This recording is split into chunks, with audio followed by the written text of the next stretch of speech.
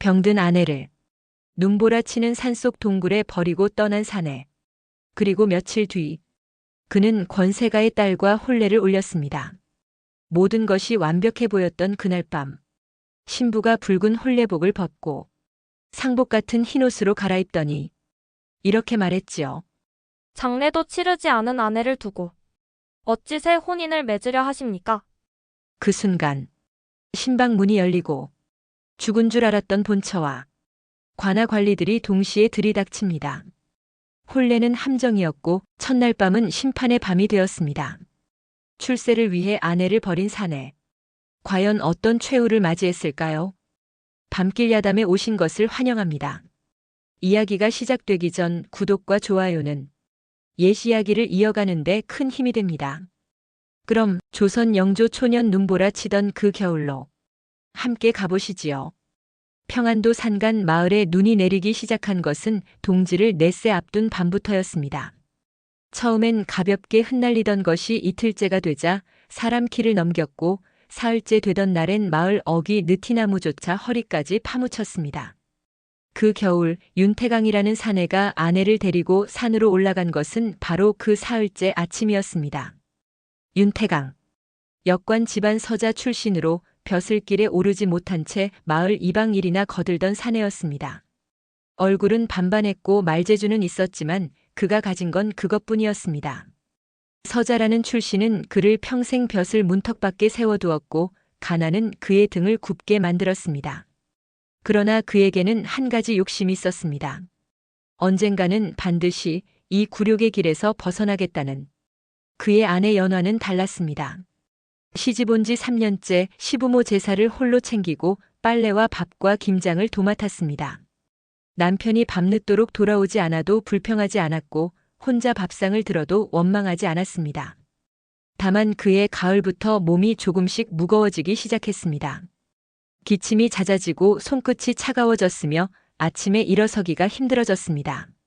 마을 의원은 고개를 저었습니다. 과로입니다. 몸을 쉬게 하시오. 하지만 쉴 수 있는 집이 아니었습니다. 시어머니는 며느리가 드러눕는 것을 용납하지 않았고 태강은 아내의 얼굴보다 관아 문서를 더 오래 들여다보았습니다. 그리고 어느 날 밤 태강이 말했습니다. 부인, 산속에 약수가 나는 동굴이 있소. 거기서 며칠만 몸조리를 하시오. 내가 곧 데리러 오겠소. 연화는 고개를 끄덕였습니다. 남편을 믿었기 때문입니다. 이튿날 새벽 태강은 아내를 등에 업고 산길을 올랐습니다. 눈은 여전히 내렸고 바람은 뼛속까지 파고들었습니다. 두 사람은 말이 없었습니다. 태강의 어깨는 단단했고 연화의 숨은 가늘었습니다. 동굴 입구에 당도했을 때 해는 중천에 떠 있었습니다. 태강은 아내를 내려놓고 보따리 하나를 건넸습니다. 쌀 한 돼, 마른 나물 조금, 그리고 이불 하나요. 사흘이면 충분하오. 연화는 물었습니다. 정말 사흘 뒤에 오시겠습니까? 태강은 고개를 끄덕였습니다. 물론이오. 기다리시오. 그리고 그는 돌아섰습니다. 뒤도 돌아보지 않았습니다. 발자국 소리가 눈 속에 묻혔고 곧 바람 소리만 남았습니다. 연화는 동굴 안에 앉아 남편이 사라진 길을 오래 바라보았습니다. 그날 밤 눈은 더 거세게 내렸습니다. 동굴 안은 어둡고 차가웠지만 연화는 이불을 여미고 불을 피웠습니다. 쌀을 아껴 죽을 끓이고 물을 조금씩 마셨습니다. 사흘이면 남편이 온다고 했으니까요.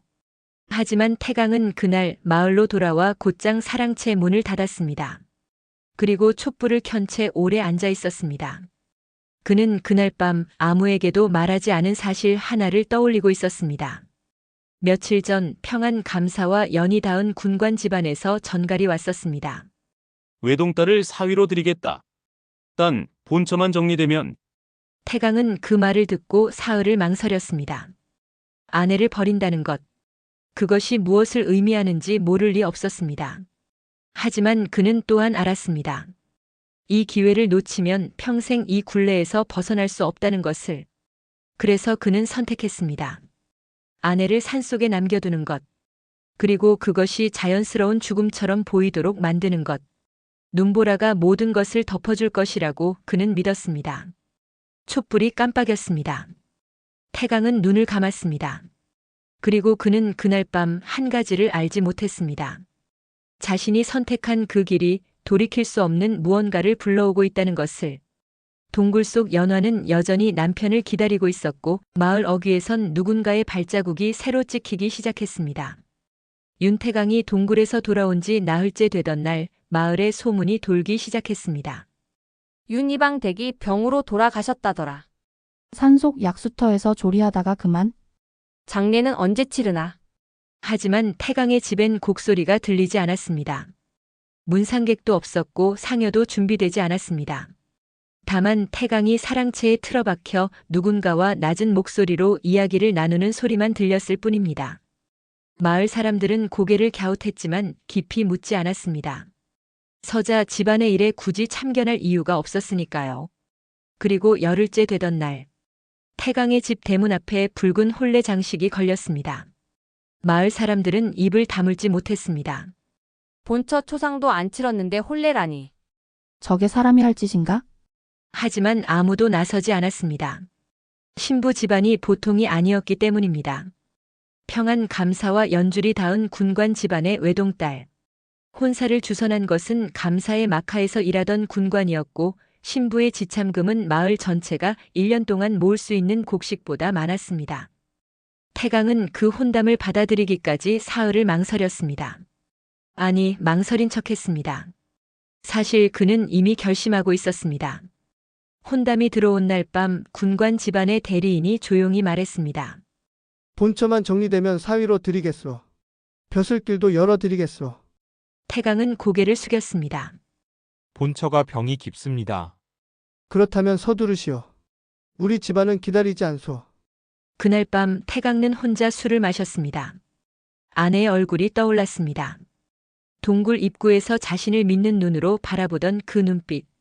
정말 사흘 뒤에 오시겠습니까? 태강은 잔을 비웠습니다. 그리고 다시 채웠습니다. 가난, 서자 신분, 막힌 벼슬길. 그 모든 것이 그의 목을 조여왔습니다. 평생을 고개 숙이고 평생을 비웃음 받으며 평생을 이방 자리 하나에 매달려 살 수는 없었습니다.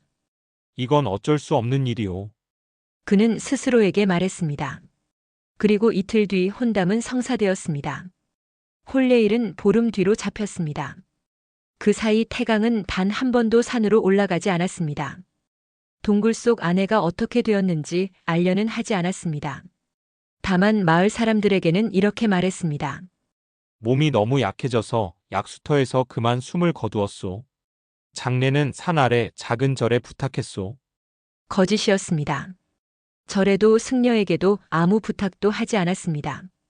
태강은 단지 시간이 지나면 눈이 모든 것을 덮어줄 거라고 믿었습니다.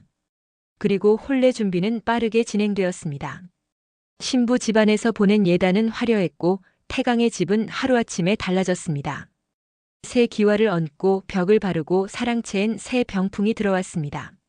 마을 사람들은 수군거렸지만 누구도 나서지 않았습니다. 그러나 누군가는 보고 있었습니다. 마을 서당의 훈장, 그리고 향약을 관리하던 촌로 두 사람. 그들은 태강의 행실을 지켜보며 조용히 기록을 남기기 시작했습니다.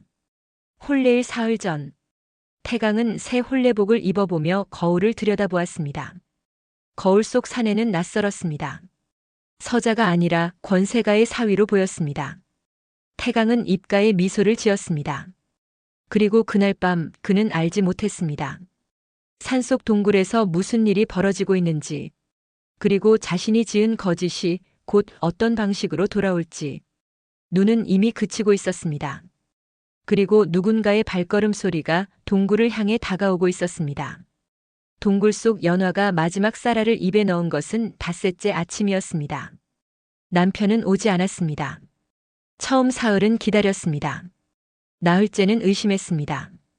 닷새째 그녀는 알았습니다. 남편이 돌아오지 않을 거라는 것을. 하지만 몸을 일으킬 힘이 없었습니다.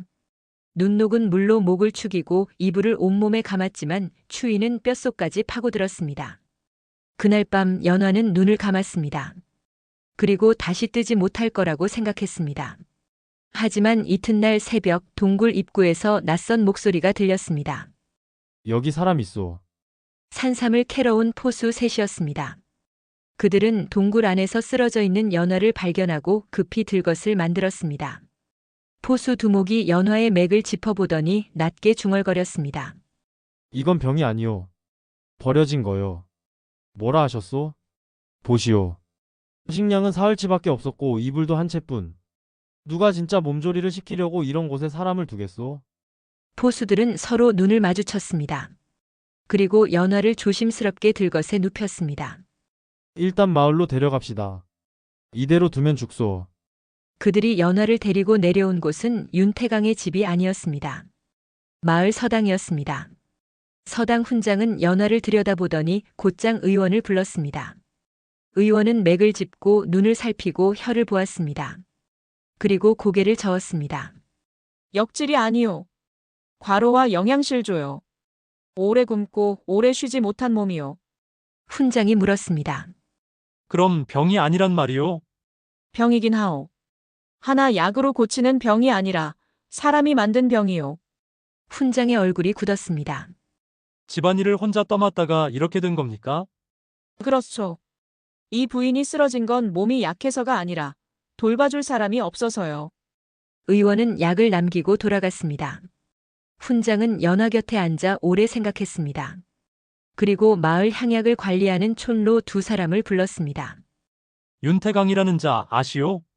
서자 출신 이방이지요. 요즘 혼례 준비 중이라 들었소. 본처가 어찌 되었다 하던가요? 병으로 죽었다 하더이다. 훈장은 고개를 끄덕였습니다. 그 본처가 지금 여기 누워 있어. 촌로들의 얼굴이 굳었습니다. 살아있단 말이오? 그렇소. 산속에 버려졌다가 포수들이 구했어. 방 안이 조용해졌습니다. 촌로 중 한 사람이 낮게 말했습니다. 이건 혼인을 위해 본처를 버린 것 아니오? 그렇게 보이요. 그럼 지금 진행 중인 혼례는? 훈장이 말을 끊었습니다.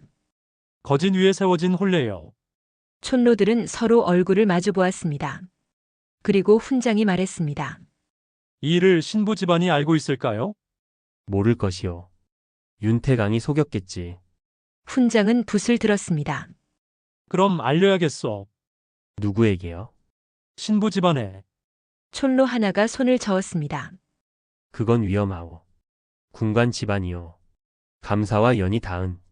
그래서 더 알려야 하오. 권세 있는 집안일수록 도리를 어긴 자와 혼인해선 안 돼요. 훈장은 밤새 서신을 썼습니다. 연화가 버려진 경위, 포수들이 구조한 정황, 의원의 소견, 그리고 윤태강이 본처 생존을 숨긴 채 혼례를 준비하고 있다는 사실, 모든 것을 빠짐없이 적었습니다. 이튿날 새벽 서신은 밀사편에 실려 떠났습니다. 수신이는 평안 감사에 막하였습니다. 그리고 그 서신을 받을 사람은 바로 신부 홍설린의 양아버지였습니다. 연화는 사흘째 되어서야 눈을 떴습니다. 훈장이 물었습니다. 정신이 드시오? 연화는 고개를 끄덕였습니다. 여긴 어디입니까? 서당이요. 포수들이 부인을 구했어. 연화는 천천히 몸을 일으켰습니다.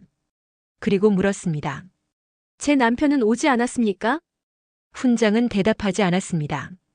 다만 조용히 말했습니다. 부인, 지금 윤태강은 혼례를 준비 중이요. 연화의 얼굴에서 빛이 사라졌습니다. 혼례를요? 그렇소. 연화는 오래 아무 말도 하지 못했습니다. 그리고 그날 밤 그녀는 처음으로 울었습니다. 소리 없이 오래. 한편 윤태강의 집에선 혼례 준비가 한창이었습니다.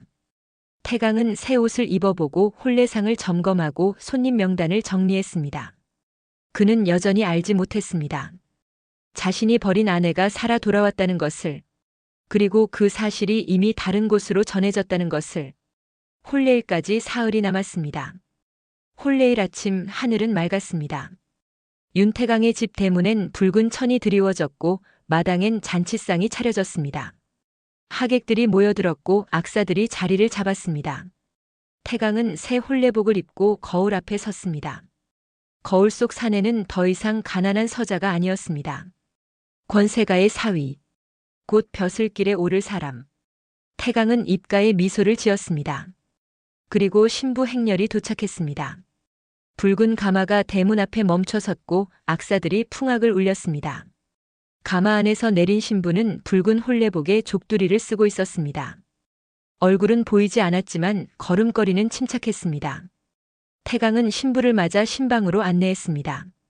절을 올리고 술잔을 나누고 하객들이 물러갔습니다. 그리고 밤이 깊었습니다. 신방 안엔 촛불이 켜져 있었고 태강과 신부만 남았습니다. 태강이 조심스럽게 입을 열었습니다. 부인, 이제 족두리를 벗으시지요. 신부는 대답 없이 천천히 족두리를 벗었습니다. 그 아래 드러난 얼굴은 차가웠습니다. 홍설린, 23의 나이 단아한 이목구비에 가라앉은 눈빛을 가진 여인이었습니다. 태강은 잠시 말을 잃었습니다. 아름다웠지만 그 눈빛이 낯설었습니다. 신부의 눈엔 기쁨도 수줍음도 없었습니다. 다만 무언가를 응시하는 듯한 차가운 빛만 있었습니다. 설린이 입을 열었습니다. 난군 잠시 밖을 보고 계시겠습니까? 예, 옷을 갈아입어야 하니. 태강은 고개를 끄덕이고 병풍 뒤로 물러섰습니다. 바스락거리는 옷소리가 들렸습니다. 그리고 잠시 후 설린이 말했습니다. 이제 보셔도 됩니다. 태강이 병풍 밖으로 나왔습니다. 그리고 그는 얼어붙었습니다. 설린은 붉은 홀레복을 벗고 있었습니다. 대신 입고 있는 것은 흰 속적삼, 상복처럼 새하얀 아무 무늬도 없는 옷이었습니다. 태강의 목소리가 떨렸습니다. 부인 그 옷은 무엇이오? 설린은 대답 없이 촛불 하나를 껐습니다. 그리고 또 하나. 방 안이 어두워졌습니다. 마지막 촛불 하나만 남았을 때 설린이 말했습니다. 난군 장례도 치르지 않은 아내가 있다 들었습니다. 태강의 얼굴에서 핏기가 사라졌습니다. 무슨 말씀이오? 본처를 산속에 버리고 죽었다 거짓말한 후 저와 혼례를 올렸다고 들었습니다. 그건 설린이 마지막 촛불을 껐습니다. 방 안이 어둠에 잠겼습니다. 그리고 밖에서 소리가 들렸습니다. 곡소리였습니다. 아이고. 태강은 문 쪽을 돌아보았습니다. 저게 무슨... 설린이 조용히 말했습니다. 문을 여십시오. 부인, 이게 대체... 여십시오. 태강의 손이 떨렸습니다. 하지만 그는 문을 열었습니다. 그리고 그가 본 것은 마당 가득 늘어선 사람들이었습니다. 포수 셋, 마을 훈장, 향약 촌로 둘, 관아 이방, 그리고 그 한가운데 흰옷을 입은 여인 하나, 연화였습니다. 살아있는 그의 본처였습니다. 태강은 뒷걸음질 쳤습니다. 이럴 수가... 연화는 태강을 보았지만 아무 말도 하지 않았습니다. 다만 그 눈빛이 모든 것을 말하고 있었습니다. 배신, 버림, 거짓. 훈장이 나섰습니다. 윤태강, 그대는 본처를 산속에 버리고 죽었다 거짓 소문을 냈어. 그리고 그 위에 혼례를 올렸어. 태강은 입을 떼지 못했습니다. 포수 두목이 말했습니다. 우리가 이 부인을 구했소. 동굴 안엔 사흘치 식량밖에 없었소. 이건 몸조리가 아니라 육이요. 관아 이방이 문서 하나를 펼쳤습니다. 위원의 소견서가 여기 있소. 이 부인은 역질이 아니라 과로로 쓰러진 것이라 적혀 있소. 태강은 무릎이 꺾였습니다. 저는... 그때 신방 안에서 설린이 걸어 나왔습니다. 여전히 흰 속적 삼차림이었습니다. 그녀는 태강을 내려다보았습니다. 난군. 태강이 고개를 들었습니다. 설린의 목소리는 차가웠습니다. 나는 난군의 아내가 되려 한 것이 아닙니다. 무슨 말씀이오? 이 혼례는 처음부터 혼례가 아니었습니다. 마당에 선 사람들도 태강도 모두 설린을 바라보았습니다. 설린이 천천히 말했습니다. 나는 평안 감사의 양녀입니다. 그리고 이 혼담은 난군을 시험하기 위한 것이었습니다. 태강의 얼굴이 하얗게 질렸습니다. 시험이라니... 양아버지께서는 난군의 행실을 의심하셨습니다. 그래서 혼담을 던지셨지요. 만약 난군이 도리를 지키는 사람이라면 본처가 있는 한 혼담을 거절했을 것입니다. 설린은 잠시 말을 멈췄습니다. 하지만 난군은 본처를 버렸습니다. 권세를 위해서. 태강은 말문이 막혔습니다. 설린이 마지막으로 말했습니다. 도리를 버린 자가 권세를 얻는 것을 막기 위해 이 혼례가 준비된 것입니다. 바람이 불었습니다. 마당의 촛불들이 흔들렸습니다. 그리고 태강은 그제야 깨달았습니다. 자신이 무엇을 잃었는지. 태강은 그 자리에 무릎을 꿇은 채 얼어붙어 있었습니다. 마당엔 침묵만 흘렀고 촛불만 바람에 흔들렸습니다. 설린이 다시 입을 열었습니다. 양아버지께서 난군의 이름을 처음 들은 것은 석 달 전이었습니다. 태강이 고개를 들었습니다. 설린은 여전히 차가운 목소리로 말을 이어갔습니다. 역관 집안 서자 출신으로 벼슬에 오르지 못해 이방일을 보는 자. 그런데 출세를 위해서라면 무엇이든 하려는 욕심이 있다는 소문이 들렸습니다. 훈장이 고개를 끄덕였습니다. 그래서 시험을 하셨단 말이요? 그렇습니다. 양아버지께서는 말씀하셨지요. 권세를 얻으려는 자는 많지만 도리를 지키며 권세를 다룰 자는 드물다고. 설린은 태강을 내려다보았습니다. 그래서 혼담을 던지신 겁니다. 본처가 있는 자에게. 만약 난군이 거절했다면 오히려 그 도리를 인정받아 다른 길이 열렸을 것입니다. 태강의 입술이 떨렸습니다. 하지만 난군은 본처를 버렸습니다. 그것도 죽음으로 위장하여. 설린이 품에서 문서 하나를 꺼냈습니다. 이것은 양아버지께서 보낸 밀명입니다. 난군의 행실을 끝까지 지켜보고 만약 본처를 해하는 일이 생기면 즉시 고발하라는. 관아 이방이 그 문서를 받아 펼쳐 보였습니다. 평안 감사의 도장이 찍혀 있었습니다. 태강은 온몸에 힘이 빠졌습니다. 그럼 처음부터 그렇습니다. 이 혼례는 처음부터 난군을 드러내기 위한 것이었습니다. 포수 두목이 나섰습니다. 우리도 지시를 받았소. 산삼을 캐러 가는 길에 약수터 근처를 반드시 살피라고. 그래서 부인을 구할 수 있었소. 촌로 하나가 말했습니다. 서당 훈장께서 보낸 서신도 사실은 양아버지께서 기다리고 계셨던 증거였소. 태강은 무너졌습니다. 모든 것이 짜여진 판이었습니다. 자신이 선택했다고 믿었던 모든 것이 사실은 누군가의 손바닥 위에서 노란한 것이었습니다. 설린이 조용히 말했습니다. 난군은 권세를 택했습니다. 그 대가로 아내를 버렸습니다. 그리고 그 선택이 난군을 여기까지 데려왔습니다. 태강이 떨리는 목소리로 물었습니다. 그럼 부인은 처음부터 나를 미워한 적은 없습니다. 다만 시험했을 뿐입니다. 그리고 난군은 스스로 답을 보여주셨습니다. 설린은 돌아서서 연화를 바라보았습니다. 이분이 진짜 부인이십니다. 그리고 이 혼례는 무효입니다.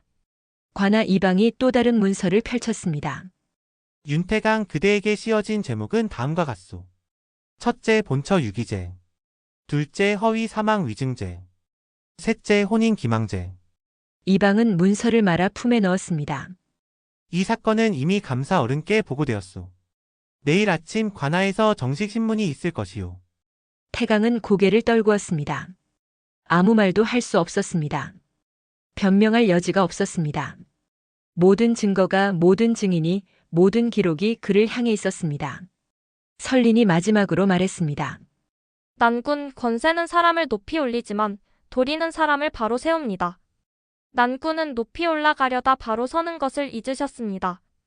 그녀는 혼례복이 놓인 방을 돌아보았습니다. 이 혼례는 끝났습니다. 아니, 처음부터 시작되지 않았습니다. 설린은 훈장에게 고개를 숙였습니다. 수고하셨습니다.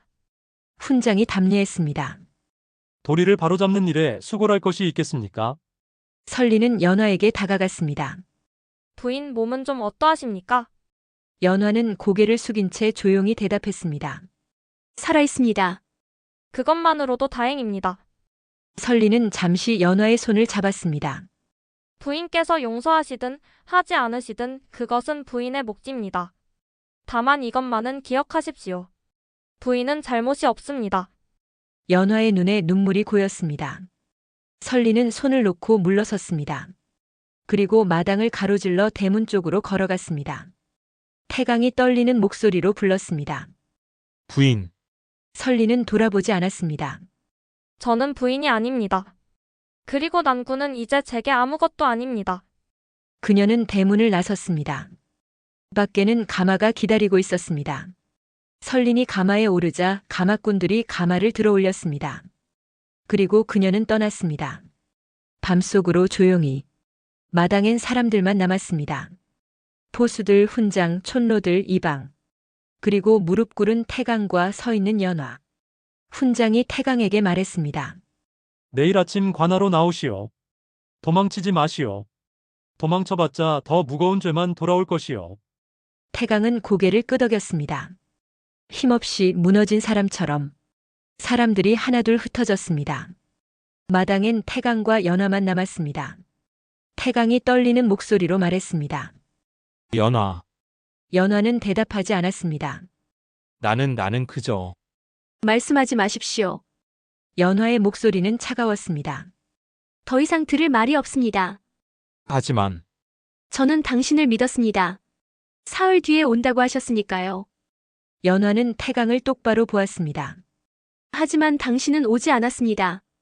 아니, 처음부터 올 생각이 없으셨지요. 태강은 고개를 들 수 없었습니다. 연화가 마지막으로 말했습니다. 이제 남남입니다. 그리고 그녀도 돌아섰습니다. 대문을 나서는 연화의 뒷모습을 태강은 오래 바라보았습니다. 하지만 붙잡을 수 없었습니다. 붙잡을 자격이 없었습니다. 마당엔 태강 혼자만 남았습니다. 촛불은 꺼져 있었고 혼례 장식만 바람에 흔들렸습니다. 태강은 그 자리에 무릎 꿇은 채 밤새 움직이지 못했습니다. 그리고 그는 알았습니다. 자신이 잃은 것이 무엇인지, 권세도 아내도 도리도 모든 것을 잃었다는 것을. 다음 날 아침 관아 마당엔 사람들이 모여들었습니다. 윤태강이 끌려 나온다는 소문이 퍼졌기 때문입니다. 평안 감사가 직접 내린 명이라 했고 죄목이 가볍지 않다 했습니다. 태강은 아침 일찍 스스로 관아로 향했습니다. 도망칠 곳도 도망칠 이유도 없었습니다. 관아 마당에 꿇어 앉았을 때 태양은 이제 막 떠오르고 있었습니다. 북이 3번 울렸고 감사의 대리인이 자리에 앉았습니다. 평안 감사는 오지 않았지만 그가 보낸 문서가 펼쳐졌습니다. 윤태강 고개를 들어라. 태강은 고개를 들었습니다. 대리인이 문서를 읽기 시작했습니다. 본처 연하를 산속 동굴에 유기한 죄. 본처가 사망했다 허위로 알린 죄. 허위 사실을 근거로 혼인을 기망한 죄. 위상 3가지 제목으로 신문을 시작한다. 마당에 모인 사람들이 웅성거렸습니다. 대리인이 손을 들어 조용히 시켰습니다. 증인을 드리라. 포수 3이 들어왔습니다. 그들은 차례로 증언했습니다. 동굴에서 연화를 발견한 경위. 식량은 사흘치밖에 없었던 것. 이불 한 채, 물 한 동이뿐이었던 것. 이것은 몸조리가 아니라 유기였습니다. 다음은 의원이었습니다. 연화 부인의 병은 역질이 아니었습니다. 과로와 영양실조로 인한 기력 붕괴였습니다. 즉, 집안일을 혼자 떠맡다 쓰러진 것입니다. 다음은 마을 훈장이었습니다. 윤태강은 본처가 죽었다 거짓 소문을 냈습니다. 장례도 치르지 않고 절에 부탁했다는 말도 거짓이었습니다. 그리고 그 위에 혼례를 올렸습니다. 증인들이 물러갔습니다. 대리인이 태강을 내려다보았습니다. 할 말이 있느냐? 태강은 고개를 숙였습니다. 없습니다. 변명도 없느냐? 없습니다. 마당이 조용해졌습니다. 대리인이 문서를 말아 내려놓았습니다. 윤태강 너는 출세를 위해 아내를 버렸다. 가난이 싫어서 서자 신분이 싫어서 그래서 사람으로서 지켜야 할 도리마저 버렸다. 태강은 아무 말도 하지 못했습니다. 감사 어른께서는 이런 자가 권세를 얻는 것을 막기 위해 친히 시험을 내리셨다. 그리고 너는 스스로 답을 보여주었다. 대리인이 판결문을 펼쳤습니다. 판결한다. 본처 유기죄로 장형 50대, 허위 사망 위증죄로 추가 장형 30대, 혼인 기망죄로 평안도 변방 3년 귀양. 마당에서 탄식이 흘러나왔습니다. 또한 윤태강과 홍설린의 혼인은 무효로 한다. 윤태강은 문중에서 제명되며 이후 어떠한 벼슬길도 오를 수 없다. 판결이 끝났습니다. 태강은 그 자리에 무너졌습니다. 모든 것이 끝났습니다. 권세도 벼슬도 집안도. 대리인이 마지막으로 말했습니다. 그리고 한 사람 더 있다. 사람들이 웅성거렸습니다. 윤태강의 큰아버지 윤상길 앞으로 나오라. 마당 뒤편에서 노인 하나가 떨리는 걸음으로 나왔습니다. 태강의 큰아버지였습니다. 너는 조카의 행실을 알고도 묵인했으며 오히려 혼담을 서둘렀다. 이는 공범에 해당한다. 큰아버지는 고개를 떨구었습니다. 장형 20대 그리고 향안에서 제명한다. 노인은 그 자리에 주저앉았습니다. 형 집행이 시작되었습니다.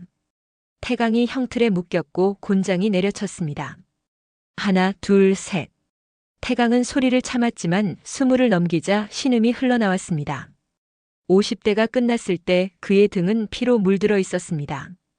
사람들은 조용히 지켜보았습니다. 동정하는 이도 있었고 당연하다 여기는 이도 있었습니다. 형 집행이 끝나고 태강은 옥에 갇혔습니다.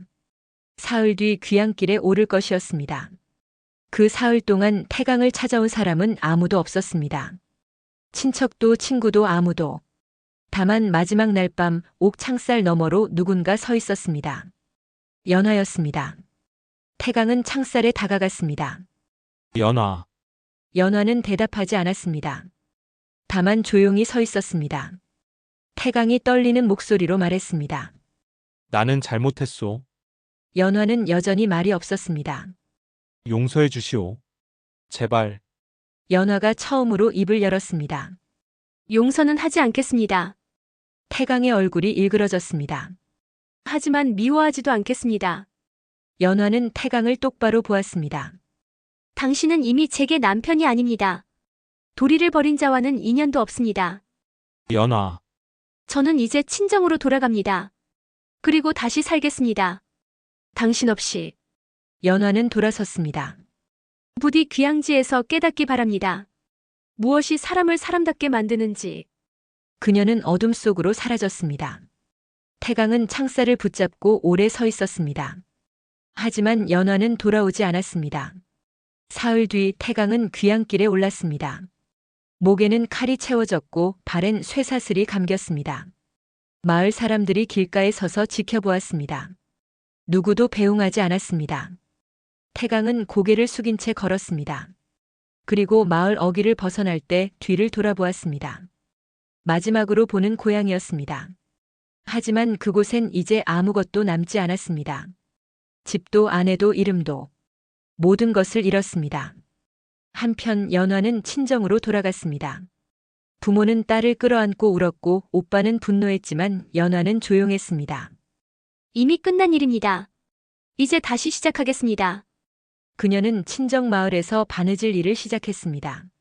천천히 하지만 단단하게 새 삶을 쌓아갔습니다. 그리고 홍설리는 평안 감사의 저택으로 돌아갔습니다. 양아버지가 물었습니다. 후회는 없느냐? 없습니다. 도리를 바로잡는 일에 후회란 있을 수 없습니다. 감사는 고개를 끄덕였습니다. 내가 그 혼례를 견뎌내어 고맙구나. 제 몫을 했을 뿐입니다. 설리는 그 뒤로도 여러 번 비슷한 임무를 수행했습니다. 도리를 버린 자들을 가려내고 그들이 권세를 얻지 못하도록 막는 일. 그것이 그녀에게 주어진 길이었습니다. 세월이 흘렀습니다. 윤태강이라는 이름은 마을에서 잊혔습니다. 다만 가끔 노인들이 이야기할 때면 이렇게 말했습니다. 옛날에 출세를 위해 아내를 버린 자가 있었지. 그래서 어찌 되었소? 권세도 얻지 못하고 아내도 잃고 고향도 잃었지. 모든 것을 잃었다네. 그럼 교훈이 뭐요? 도리를 버린 자는 결국 도리도 출세도 모두 잃는다는 것이지. 그 이야기는 오래도록 전해졌습니다. 겨울밤 화롯가에서 할아버지가 손자에게, 여름밤 마루 끝에서 할머니가 손녀에게, 그렇게 이야기는 흘러갔습니다. 출세를 위해 의리를 버린 자, 결국 의리도 출세도 모두 잃은 자. 그 이름은 잊혔지만 교훈만은 남았습니다. 사람은 높이 올라가는 것보다 바로 서는 것이 먼저라는 것. 권세는 사람을 높이지만 도리는 사람을 지킨다는 것. 그리고 그 도리를 버린 자는 결국 아무것도 얻지 못한다는 것. 이야기는 여기서 끝이 납니다.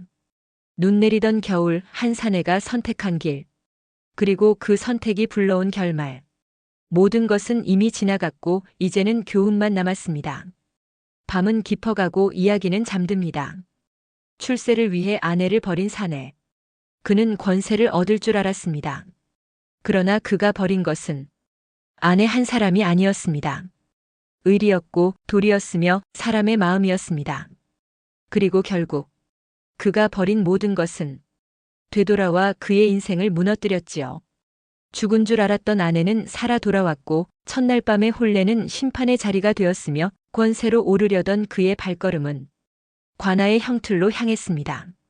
가난은 죄가 아니지만 사람을 버리는 선택은 평생의 죄가 된다는 것. 이 이야기는 그 단순하지만 무거운 진실을 우리에게 남기고 있습니다. 여러분이라면 어땠을까요? 살기 위해 의리를 버리는 선택. 과연 정당할 수 있었을까요? 여러분의 생각을 댓글로 남겨주세요. 오늘 이야기 끝까지 함께 해주셔서 감사합니다. 구독과 좋아요는 옛 이야기를 이어가는 데 큰 힘이 됩니다. 다음 이야기에서는 더 기묘하고도 충격적인 야담으로 여러분을 찾아뵙겠습니다. 지금까지 밤길 야담이었습니다. 편안한 밤 되십시오.